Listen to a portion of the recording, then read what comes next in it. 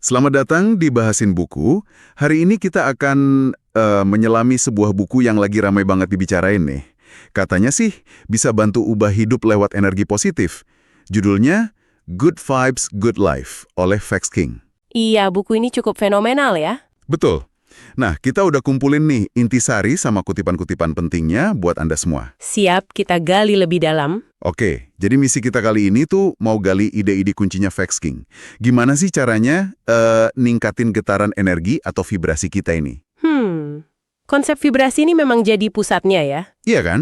Terus gimana praktikin cinta diri atau self-love yang katanya jadi fondasi? Sama bangun pola pikir positif. Dan yang paling penting mungkin ya, gimana ambil tindakan nyata, biar hidupnya nggak cuma kelihatan baik tapi juga terasa baik. Nah, itu dia. Siap kita bedah bareng-bareng ya? Siap. Mari kita mulai. Yuk, kita mulai dari fondasi utamanya dulu ya. Konsep inti yang jadi landasan buku ini. Hukum vibrasi. Oke. Idenya tuh sebenarnya simple tapi kayaknya dalam gitu. Getaran serupa, saling menarik. Vex King bilang, kalau energi kita getarannya tinggi, Kayak rasa syukur, cinta, sukacita gitu ya. iya persis. Itu katanya bakal narik hal-hal baik ke hidup kita. Tapi sebaliknya, kalau getarannya rendah, Marah, takut, iri hati. nah itu malah ngundang hal-hal negatif. Ini kedengerannya mirip banget ya sama hukum ketertarikan. Mirip, emang ada kemiripan. Tapi ada penekanan yang agak beda sih menurut Vex King. Oh iya? Bedanya gimana tuh? Kalau hukum ketertarikan itu kan seringnya fokus ke meminta atau visualisasi apa yang kita mau ya. Iya ya. Nah, Vex King ini lebih nekenin ke kondisi internal kita saat ini.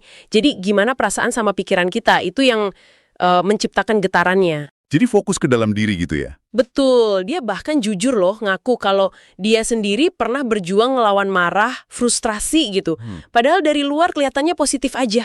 Wah, menarik juga ya pengakuannya. Iya, jadi ini bukan soal kita harus positif terus 24 jam 7 hari seminggu. Itu kan nggak mungkin ya. Mustahil sih kayaknya. Iya kan? Lebih ke gimana kita sadar terus ngelola frekuensi dominan kita, mana nih yang lebih sering muncul. Oke. Jadi fokusnya lebih ke merasa baik sekarang gitu ya? Bukan nunggu sesuatu terjadi dulu baru bisa ngerasa baik. Tepat sekali, itu salah satu pesan kuatnya dia. Anda bisa merasa baik sekarang juga, nggak usah nunggu nanti. Jadi kebahagiaan itu bukan hadiah di ujung jalan gitu ya? Bukan, tapi pilihan sadar yang bisa kita ambil ya kapan aja, di setiap momen. Dan ini penting banget, karena menurut Vex King getaran tinggi kayak cinta, sukacita, Yang positif-positif itu ya? iya, itu daya tariknya paling kuat buat narik hal-hal baik. Sebaliknya, getaran rendah kayak benci, marah, itu wah kayak magnet buat masalah katanya. Masuk akal sih. Terus gimana dong caranya Vex King nyaranin kita jaga getaran ini biar tetap tinggi? Secara praktis gitu, ada tipsnya nggak? Ada dong, ada beberapa tips praktis. Salah satu yang paling dia tekanin itu milih lingkungan pergaulan. Oh, orang-orang di sekitar kita. Iya, katanya energi itu nular banget. Dia bahkan pakai analogi riset soal alga hijau. Apa namanya? Yang tadi disebut itu ya, Chlamydomonas. Nah, itu dia, Chlamydomonas reinhardtii, yang katanya bisa nyerap energi dari tanaman lain di sekitarnya. Wah, keren juga analoginya. Intinya sih, ya kelilingi diri Anda sama orang-orang positif yang dukung kita. Bukan yang malah bikin energi kita terkuras habis. Bener banget tuh. Terus ada lagi nggak? Ada saran lainnya, percaya sama getaran atau vibe awal pas ketemu orang baru.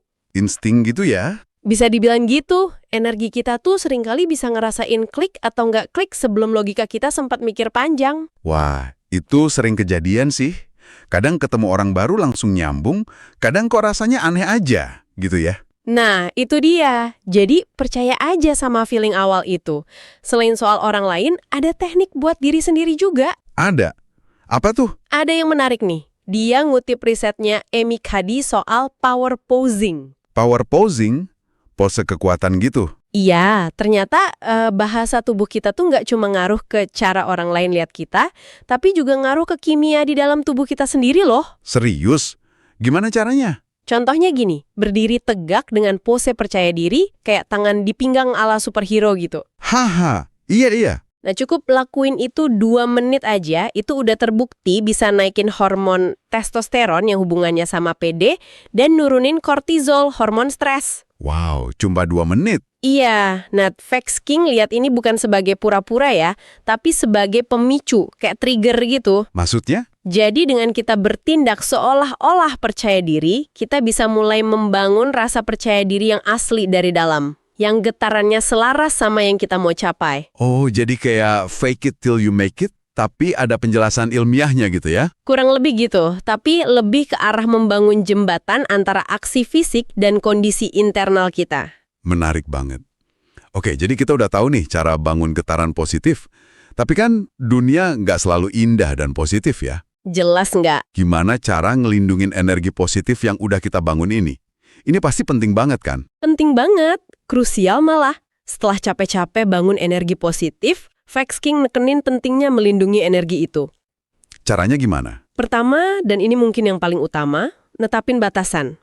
Boundaries yang jelas. Batasan sama orang lain maksudnya. Sama orang lain, sama situasi, sama hal-hal yang bisa nguras energi kita. Harus berani bilang tidak, meskipun kadang susah. Iya sih, nggak enakan gitu ya kadang. Nah, itu dia. Dia bahkan kasih contoh di konteks kerja tim.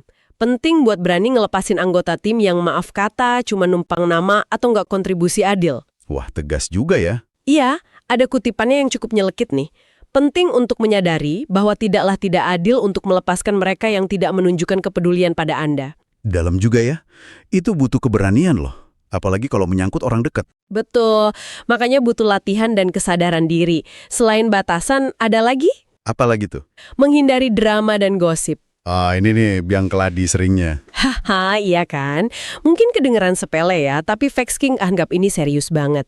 Soalnya aktivitas kayak gini bisa nurunin getaran kita drastis. Kenapa bisa gitu? Seringnya, menurut dia, drama itu dipicu sama ego. Keinginan buat buktian orang lain salah.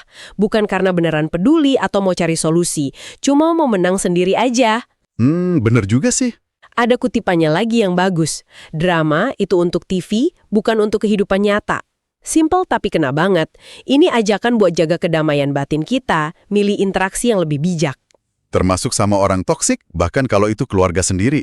Ini agak sensitif nih. Bener, sensitif. Dan buku ini nggak menghindarinya loh. Dia bahas konsep tumbuh melampaui orang lain. Maksudnya gimana tuh tumbuh melampaui? Ya, kalau ada seseorang, entah teman lama atau bahkan keluarga, yang secara konsisten bawa pengaruh negatif dan udah nggak mendukung pertumbuhan kita lagi. Mungkin udah beda frekuensi gitu ya? Bisa jadi. Nah, mungkin udah saatnya kita ciptain jarak yang sehat. Bukan berarti benci ya, tapi lebih ke melindungi diri kita sendiri. Jaga jarak demi kebaikan diri sendiri ya? Iya. Dia nyaranin, sederhanakan lingkaran pertemanan Anda. Pertahankan mereka yang memberi nilai tambah. Sedikit selalu lebih baik ketika sedikit Anda berarti lebih banyak. Fokus ke kualitas bukan kuantitas pertemanan. Masuk akal. Vex King juga cerita soal temennya kan? Yang idenya diremehin orang tuanya sendiri. Katanya ikatan darah itu nggak otomatis jaminan dukungan ya? Nah, itu poin penting banget. Niat baik orang tua atau orang terdekat itu belum tentu sejalan sama apa yang terbaik buat kita. Kenapa? Karena pandangan mereka mungkin terbatas sama pengalaman mereka sendiri atau ketakutan-ketakutan mereka. Makanya ada peringatan keras dari Vex King. Apa tuh peringatannya? Sebelum Anda mencoba memperbaiki getaran orang lain, pastikan Anda tidak membunuh getaran Anda sendiri dalam prosesnya. Lindungi energi Anda terlebih dahulu. Wah, ini penting banget. Jangan sampai niat baik malah bikin kita drop ya? Persis. Penulisnya sendiri ngaku loh, dia pernah perlu jaga jarak dulu demi energinya sendiri, baru setelah itu dia bisa kembali ngasih dukungan ke orang lain. Terus gimana kalau kita udah terlanjur kejebak di hubungan toksik yang susah banget dilepasin? Kan sering tuh kejadian? Iya, itu situasi yang sulit banget emang. Buku ini ngasih pengingat yang, ya meskipun pahit ya, tapi penting banget. Apa tuh pengingatnya? Anda tidak bisa mengubah mereka yang belum siap berubah. Sesimpel itu tapi dalam. Jadi, percuma doang kita berusaha ngubahin orang? Bukan percuma, tapi kita nggak bisa maksa. Perubahan itu harus datang dari dalam diri orang itu sendiri. Kita juga perlu waspada sama janji-janji perubahan kosong yang cuma taktik buat nahan kita. Ah, iya. Sering tuh yang kayak gitu. Janji manis doang. Nah, nasihat Vex King. Percaya sama insting atau bisikan jiwa Anda. Pakai analogi deh, kalau anak Anda ada di situasi kayak gini, nasihat apa yang bakal Anda kasih ke dia? Wah, iya juga ya. Pasti kita pengen yang terbaik buat anak kita kan? Betul. Naluri melindungi itu bisa jadi panduan kuat buat diri kita sendiri juga dalam ngambil keputusan. Oke, paham. Jadi, setelah kita tahu cara melindungi energi, sekarang kita fokus ke gimana cara memupuknya dari dalam. Ada saran praktis apalagi dari Vex King? Ada beberapa area nih. Pertama, dari apa yang kita makan. Makanan ngaruh juga ke getaran energi. Ternyata iya, menurut Facts King dan riset yang dia kutip, dari Andre Simonton, buku ini nyaranin kita konsumsi makanan vibrasi tinggi. Contohnya apa tuh makanan vibrasi tinggi? Buah-buahan segar, sayuran mentah, biji-bijian utuh, yang alami dan gak banyak diproses. Itu dianggap punya energi positif. Terus yang vibrasi rendah? Sebaliknya, makanan olahan, gula berlebih, daging merah dalam jumlah besar, itu dianggap vibrasi rendah. Oke, jadi lebih banyakin yang alami ya? Iya. Terus pentingnya hidrasi juga. Minum air putih yang cukup. Kan tubuh kita mayoritas air tuh, sekitar 60-70%. Air bantu ngebersihin racun, baik fisik maupun energi. Sip. Selain makanan, ada praktek mental atau spiritual gitu nggak? Ada dong. Dua hal besar yang dia tekenin banget. Rasa syukur atau gratitude sama meditasi. Rasa syukur ya? Gimana tuh penjelasannya? Untuk syukur, kutipannya kuat banget.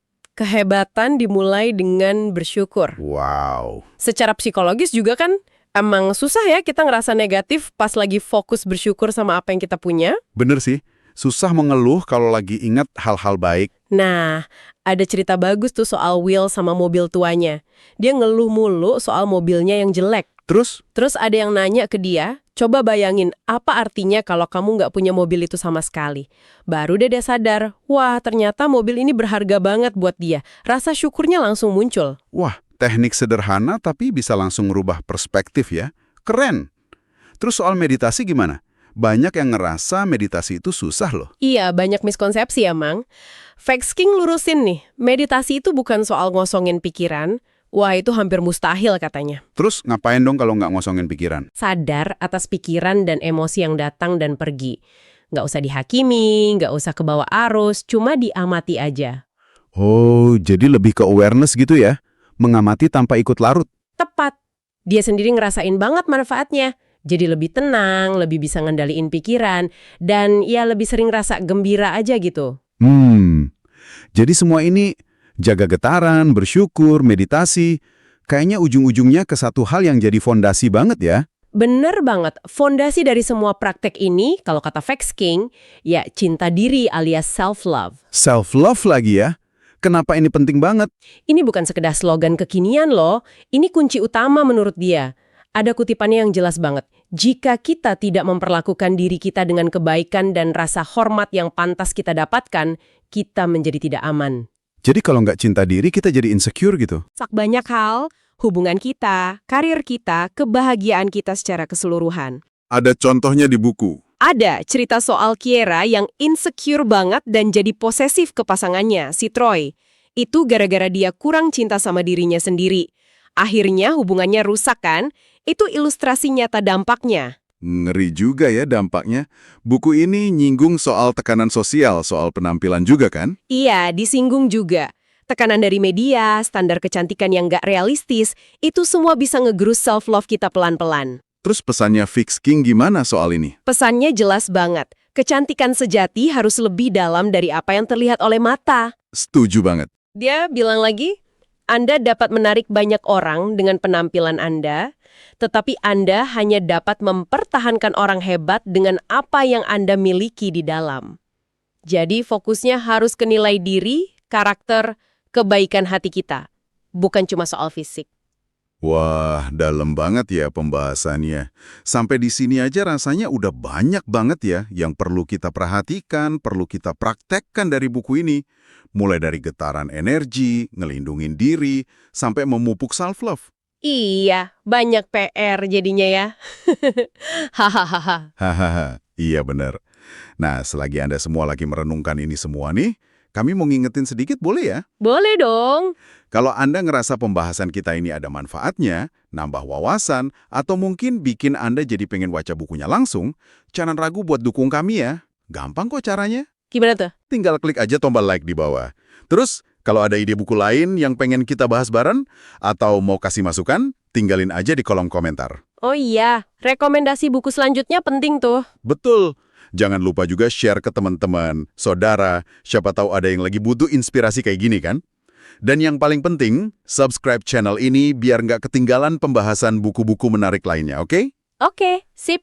Lanjut lagi kita. Lanjut, kita masuk ke bagian berikutnya yang nggak kalah penting, soal mindset dan tindakan. Nah, ini dia.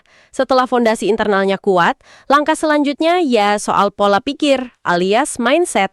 Dan yang paling penting, ya tindakan nyata. Pikiran positif itu gimana sih maksudnya menurut Vex King?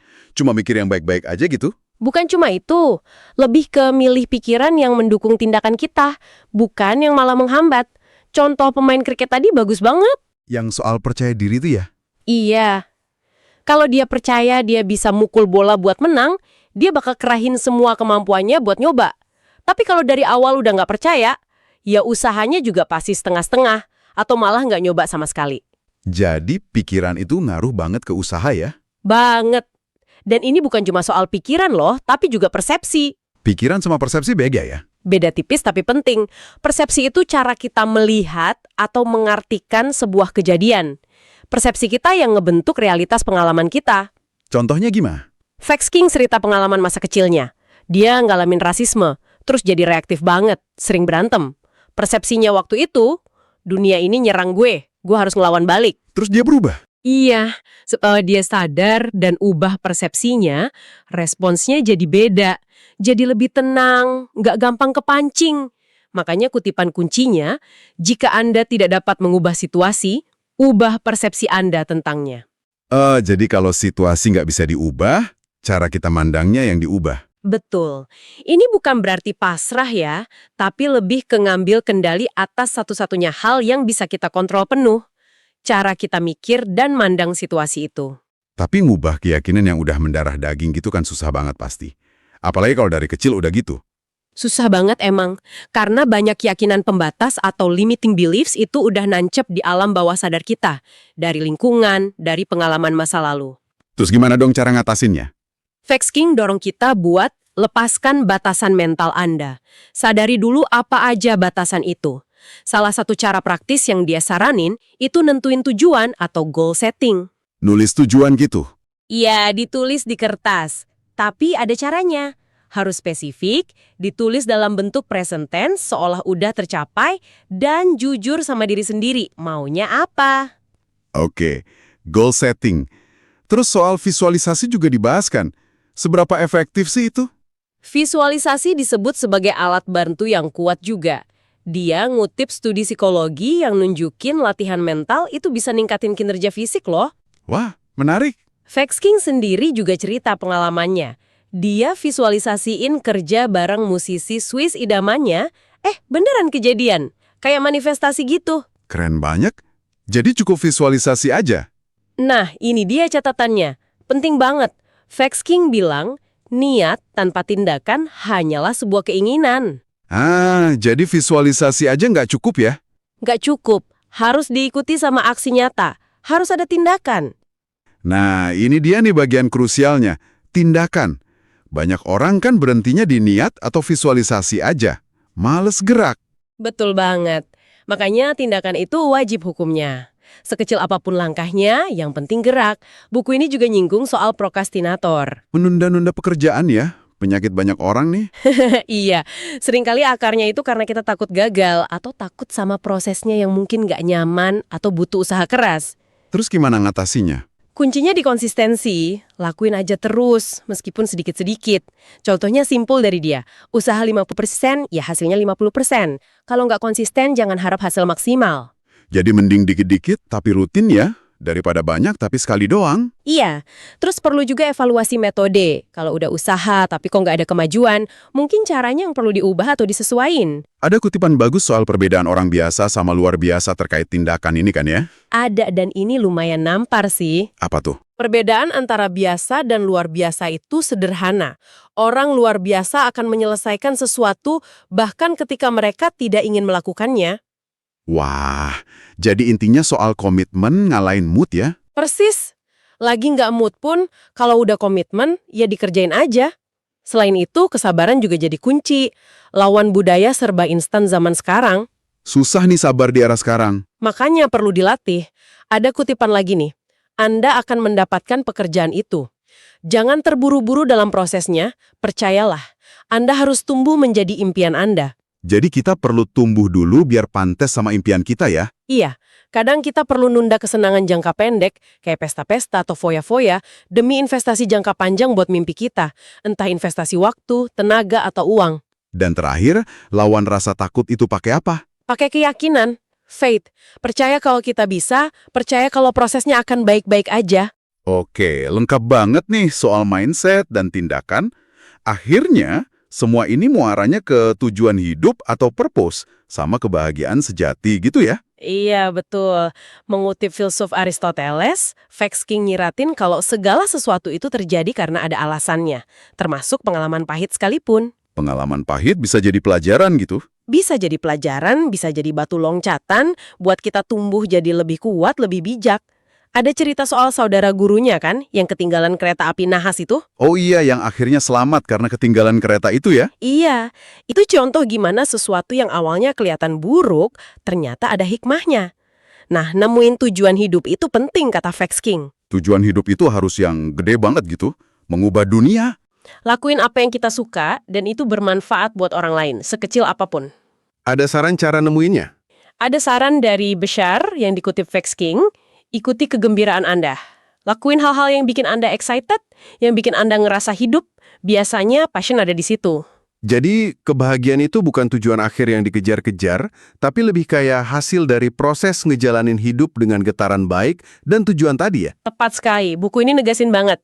Kebahagiaan tidak datang dari orang lain, tempat, atau benda. Itu datang dari dalam. Jadi percuma nyari kebahagiaan di luar diri ya? Iya, karena sumbernya ada di dalam.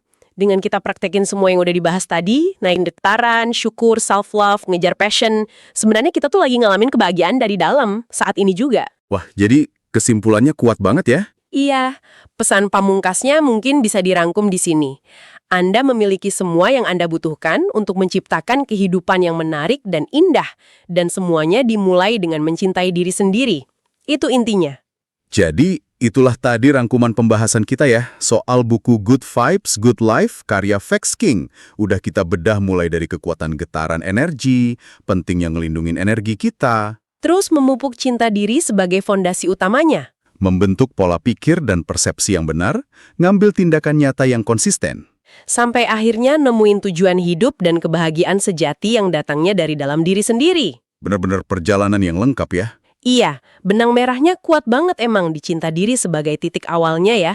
Semua teknik, semua saran di buku ini rasanya bakal lebih ngefek kalau dilandasi sama penerimaan dan penghargaan kita ke diri sendiri dulu. Setuju banget. Nah, sebagai penutup nih, mungkin ada satu pertanyaan reflektif buat Anda semua yang dengerin, buat dibawa pulang dan direnungkan. Boleh, apa tuh pertanyaannya? Coba deh, kalau ada skala 1-10, buat ngukur seberapa besar cinta Anda ke diri sendiri saat ini, kira-kira Anda ada di angka berapa?